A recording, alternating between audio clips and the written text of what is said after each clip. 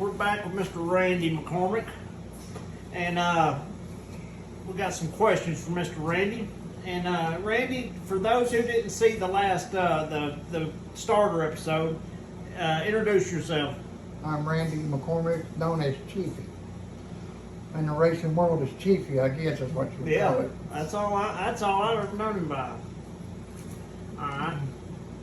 Well, still, they might not have. When was you born? I was born in April 1962 in Cleveland, Texas. Moved down here back when I was about a year old. We've Really? lived here ever since. Why'd they move here? Just Well, originally it's where my family was from, yeah. but they moved to Texas because that's where my mom and sister lived. And they was work there, I guess. And so when they got work back down here, they moved back to Tennessee. How old were you compared to like Brian? Was y'all like in the same age? No, Brian was probably 10 years younger than I am. Really? Yeah. Alright, and we'll get back if y'all didn't see where we left off, go back and look, but where we're at basically where Chiefy and Brian first got into the idea of racing. You pick up there, Chiefy. When did you first like see a race car at Fann's and it was gonna be like where that was like something? Well, I was working at Fann for probably 2 weeks. And they come rolling in with a car, and I didn't know what it was. I'd never been to a dirt track race. I never watched NASCAR. All I done was work all the time. Yeah. And so when they rolled in with that race car, I was just all excited. I mean, and then when your brother asked me to work on it, I was tickled to death to work on it. I just didn't realize it was going to turn into a job. Yeah. Because working on a race car is like a job. Oh, I can remember y'all being up there all hours of the night. Yeah, I mean, we was there. I mean, if there was a race going on, we was there. Yeah. I mean, and your brother, it took him about a year and a half to win a race. But Yeah. let me tell you something, once he got that first race in, once he won that first race, it was over. He had to win them all. What I'm looking at my notes here. Let me see here. I remember he started out like pure pony. Pure pony, yeah. And it at Duck River, it got so bad with the cheating in pure pony.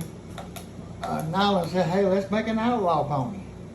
Let's just run a bigger head, a bigger cam, aluminum flywheel, or racing clutch, whatever you want to run, Yeah. you can run it. And we was all excited, yeah. I mean, there was a bunch of them that wanted to go faster. That's one of the questions.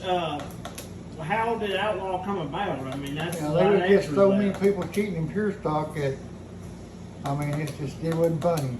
So basically, it's like I mean, it says it all Outlaw, but it's Yeah. like a pro mod pony. Well, you know, back when Nick Turner bought the track, okay, Yeah. he told us that we could run a roller head. So we bought a $3,000 roller head and put on a $50 Pinto Yeah. and went over and half-lapped the whole field. The next week we go over and Nick has his driver's meeting and says, boys, the roller head is outlawed. You cannot run it. Because of the After cost. we've seen what happened last week between how bad y'all beat them and how much it costs, you cannot run the roller head.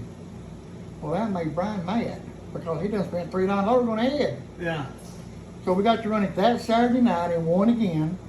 So as quick as I got home Monday morning, California, we got all our stuff through S-Linker in California. Yeah. And they're 2 hours or 3 hours behind us, so I had to wait till they opened. And I told them what happened, and I told them I needed that cam that would match up to the roller cam. And he sent me one. He sent me a flat taffy cam. Yeah. But he said it was called a Saturday night special. He said you can only run it on Saturday night. I said, what are you talking about? He said, because come Sunday morning, it's wore out. Yeah. The cameras wore out. So I didn't know what he was talking about. I said, all right, just send it to me. And he told me how to set it up. And we went over, half-lapped the field. First thing they done was pull us on the scale, wanted to look at the engine. Yeah. So we're taking it all apart, and we get to the valve cover, and I looked at Brian, I said, do you think we're going to pull this valve cover off and through this roller? And he said, Brian said, I don't know if we need to or not. You know, old big cabbage head, Yeah. you know how loud of a mouth he was. And he said, yeah, pull that valve cover off. So we jerked it off. Sure enough, there's a flat taffy cam sitting in there.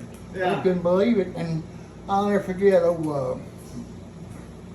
Captain Head said, hey, look, boys, he even beat you with a can wore plumb off the lower berth. He said, that can was wore plumb out. He said, just wait till you get the good cam in there. Yeah. And every Saturday night, about every 3 weeks, we'd have to change the cam. But it was well worth it. Really? I didn't know it. You could buy the cam. You could buy the cam for like $90. Yeah. So that thing would send us 3 or 4 cams. But we finally got the head set up to where you could run about a half a year on 1 cam. Yeah. And so we was getting better with it. Right. And then it just, let me tell you something, I got so many stories you wouldn't believe. It's just, you know, it comes to being fun, to being a blast, to getting killed. Yeah. When we got a gun pulled on us, we said it's time to quit. Tell me about that one. I mean, you ain't got to name names, but Well, how... we I had don't remember one, that we had one. one. I didn't go that night. We had won so many races. That year, you gotta remember, Daniel Powers and Brian. That was the 2 fastest cars, okay? They was racing against one another all the time. Daniel's car was 21. Brian's was 9. Well, we had won 20 races. Yeah. And our goal was to win 21 races in 1 year. Yeah. Just for 21 Daniel Powers' car. Yeah. So that 21 race that we won, when we were off the scales, somebody told Brian they was going to blow his brains out. No shit. Yeah, and so when we pulled over there was 4 or 5 guys come over, and one of them had a gun and pulled it and said he was going to kill us if we didn't quit running so damn many races. And he wasn't none of Daniel's people. Yeah. It wasn't none of the Powers' people. It was Yeah. just some drunks that was over and just, they got tired of seeing us win. You know, you get, Hey, like Jeff Gordon. Jeff Gordon was the best fan until he Yeah. started winning. Yeah. And everybody started hating him. Well, that's the way it went with us.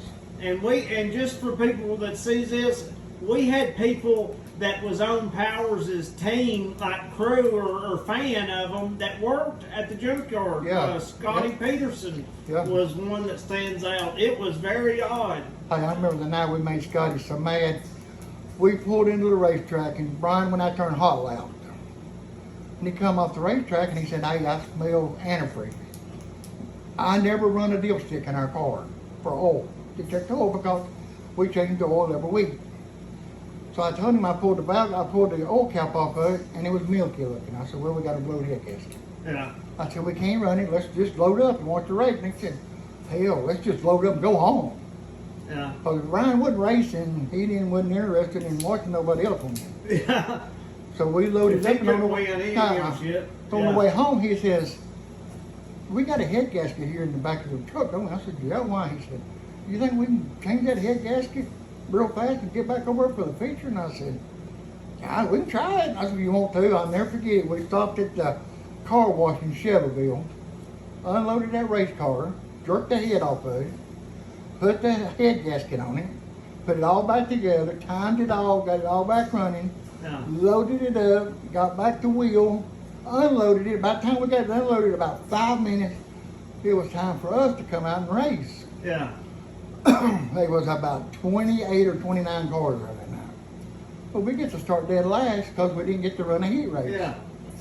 We run dead last. The last lap of that feature, Brian passes Daniel Powers on the 4th corner Yeah. and wins the race. Scotty was so mad he couldn't believe it. Come Yeah. over and said we was cheating. He couldn't believe how bad we cheated. We went home and stuck our stroker motor in it. Everybody said we had a stroker motor. We never had a stroker motor. Yeah. I don't ever remember, of all the times going and getting tore down, I don't ever remember us being illegal. I don't ever remember. We never got caught illegal. Never got caught. Yeah. I ain't gonna say we wasn't cheating, but we never got caught. Right. Right. Well, they say you ain't cheating till you get caught. Yeah. Yeah. But we've done some cheating stuff. But let me tell you something. Brian Fann would not get cheat caught because he could not stand to be embarrassed. Yeah. Would you So- have to do it and not tell him, or would he be in on it? Yeah, he would. Sometimes he wouldn't even on it. Yeah. Brian was such a driver that he would come off the racetrack in the heat race, and he'd go, "God, I don't know what we're gonna do, man. This thing's pushing bad in the corner." He said, "I don't know if we can handle it or not." And I said, "Well, I'll fix it. I'll just go back there and just hit the quarter panel and come back and say, here, I put some weight in the quarter pound, it's ready to go. And he'd come back home in the picture and say, hey man, best handling car in the world. Yeah. But he was just that type of driver.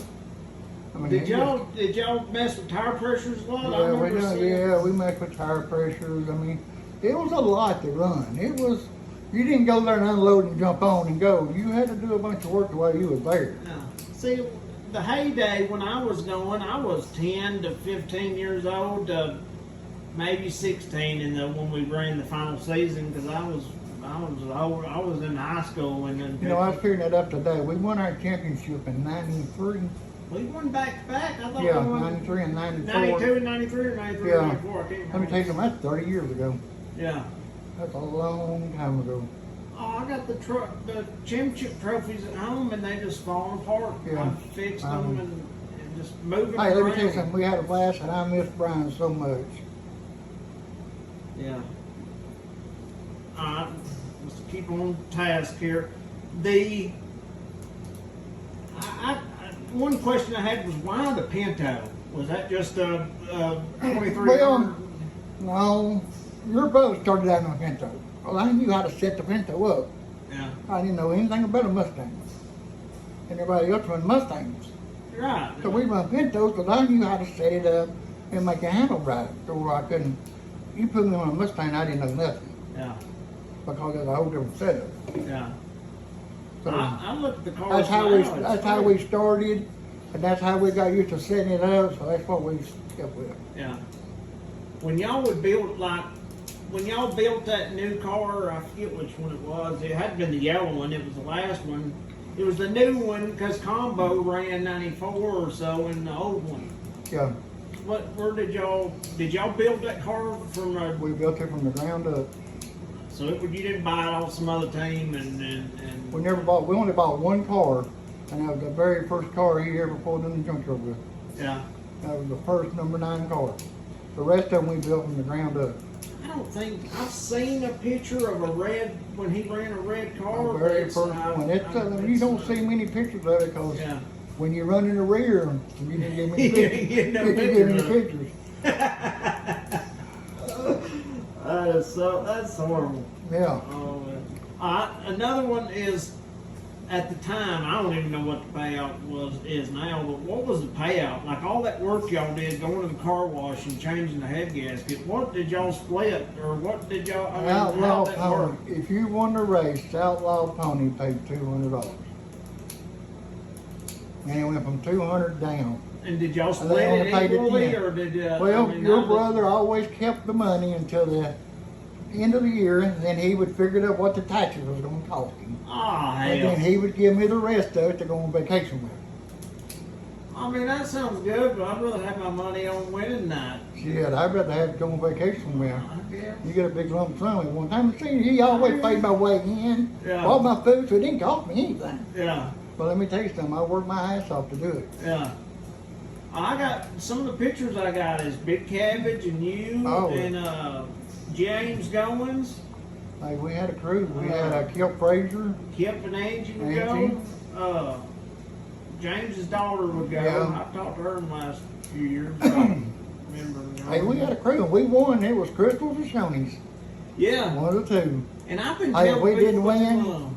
you drove right by home. Yeah, I remember that. If you didn't win, we did not eat. You didn't. It was not the fun trip. No. I mean, you still bullshit a little bit, but it wasn't like jovial like winning. No, you didn't win. First thing you do is get in the truck and say, Randy, what are we going to do?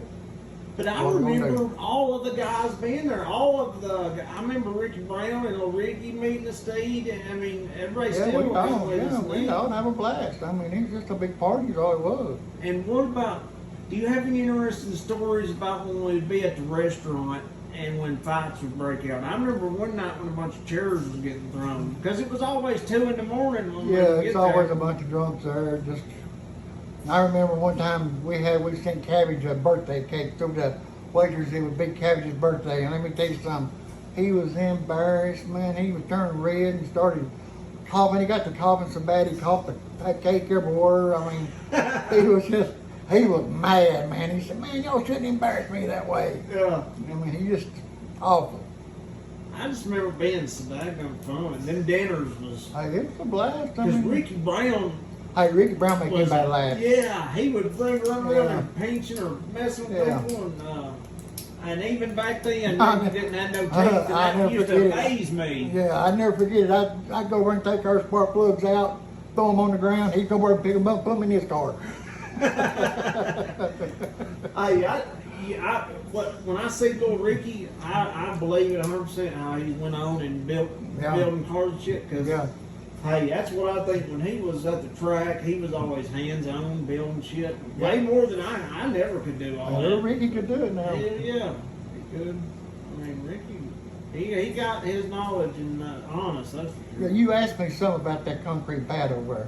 Yeah, we didn't have to pay we for paid that. for that concrete pad. I was telling somebody that because I went over and looked at it because I wanted to see what it looked like, and there's so many more concrete pads there now. Yeah, It's, see, you know, we got the very first concrete pad. They called us and wanted to know if we wanted one. And Brian said, "Well, how much is it?" And it was like $200. Well, back then, $200 was a lot of money. yeah, And he said, "I don't know if we really need it or not." And he asked me, called me and asked me. And I said, "Well, it'd be nice when we're laying on the ground. We're laying Yeah. on concrete." yeah, So we got it poured, so that was always our parking spot. yeah, So if we pulled up late, if somebody anything had to move. yeah. And that's another thing. Why did we always park on the? Now that I'm going again, it's way the fuck out of the way. Why is this? Why did we park so way far I back? don't know. That's Because just it's where we- dark back Hey, there. that's just where we started. That's where we stayed. Yeah. Because I went back there, the dirt mound that we spent. Yeah. It's been reworked a little bit, but it's still there. And My lungs are so bad. I'd like to go one time, but yeah, where I smoked all these years got my lungs bad. I can't live with it. I can't breathe things. I can't breathe the gas fumes anymore. yeah, there's a lot of that. It is horrible in the pit. And if anybody at Dope River's listening, that's one complaint I got going back after so many years is the cost to get in the pits. It's out, and even the How much is it grandstand. now? It's $35 for the pits, Woo. $25 for the grandstand. Well, back when we and Brian went, it was 15 and 20. But if you got a wife and kids and want to take Yeah, the it's family, outrageous, it's gonna be a yeah. lot. And don't get me into the food. Good Yeah. God, the food you better pack your lunch if you go to Duck River. Don't eat that at the track. You will be broke. All right, next I had the 2300. How did you get to be so good with the 2300? The motor. Did you know about working on them before then, or is that learn as you go? I learned as I went, and Craig Newby taught me a lot. Really? Yeah. He taught me a lot. I'll never forget, we sat there once Monday after a race. I sat out there listening to the car race, and Craig walked out there and said, "What's wrong?" And I said, "About 7,000 or 7,500, it's got a mess to it. We can't find it." And he said, "Order you a carburetor from Barry Grant." He said, "You won't ever have no more trouble." Yeah. So I go in there and tell Brian, "Hey, he says we need a Barry Grant carburetor, and they're $300, $300 or $400. And Brian says, "Well, I mean, that's a lot of money to spend if you don't need it." And I said, "Well, Greg says we need it." And he said, "Well, he's pretty smart. Let's just go ahead and tell him to order us one." And let me tell you something, I'll never forget it. I was so tickled that Friday it came in. Yeah. We don't close till 12 o'clock on Saturdays at this time, okay? Yeah. And I can't work on a race car during work time. Yeah. So I have to wait till 12 o'clock to bolt it on. I booked it on at 12 o'clock, and let me